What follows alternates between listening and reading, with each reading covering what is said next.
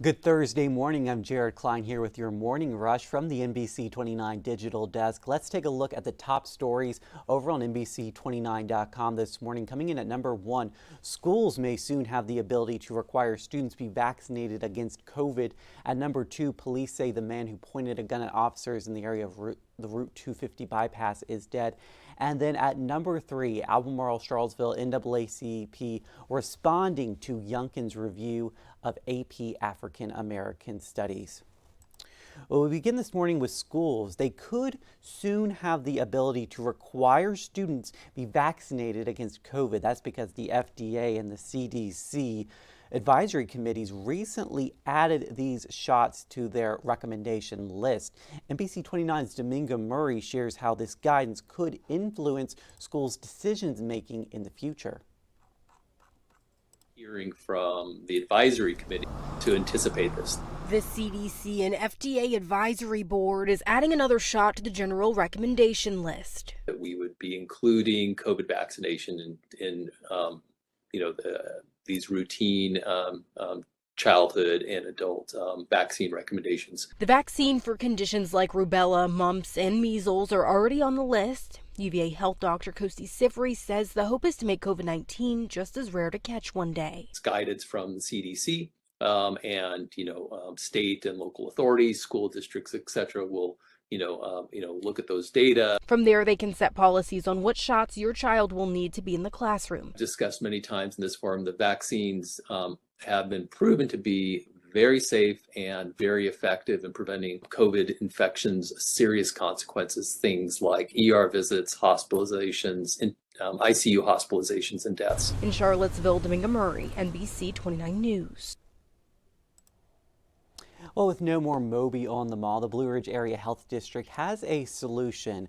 It will be offering free bivalent COVID vaccines boosters throughout the end of March. Now, children ages 6 months to 5 years old are now eligible for the shot as well. We have a very limited staff offering vaccinations, so moving forward through March, we'll have vaccinations every Wednesday here at the Rose Hill Drive Health Department from 2 o'clock to 5 o'clock p.m. For more information and to schedule an appointment, you can find more information over on NBC29.com. Former GOP Representative Liz Cheney of Wyoming is headed back to class at the University of Virginia. She will serve as a professor of practice at UVA's Center for Politics, effective immediately. Cheney left Congress this year after losing her Republican primary election to a challenger backed by former President Donald Trump. UVA says she will be part of the faculty through this year's fall semester with an option to renew for additional years. Charlottesville is teaming up with the Arbor Day Foundation to give out 200 free trees to anyone in the city who wants them. The goal is to help people eventually save on energy costs and reduce their bills.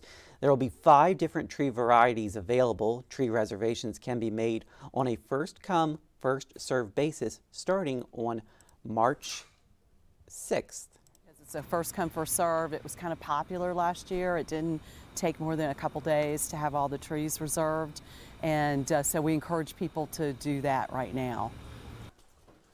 And the link to reserve a tree can be found over on NBC29.com. Well, grab a book and a comfy seat. It is National Read Across America Day. The National Education Association named March 2nd Read Across America Day back in 1998. It also happens to be the birthday of beloved children's author Dr. Seuss. While traditionally we celebrate by reading some of his books, you can read whatever you want. The day is about the joys of reading and encouraging children to make it a habit. As Dr. Seuss wrote, the more you read, the more things you will know. And here's a fun fact. If you read 20 minutes a day, that equates to about 1.8 million words per year. It really adds up. All right, well, we started off our Thursday on a wet note, but that rain will not stick around all day, but it's a different case for tomorrow. Let's send things over to meteorologist Josh Fitzpatrick with more. Well, good Thursday to you. I'm meteorologist Josh Fitzpatrick with this weather briefing. Early rain will exit this morning.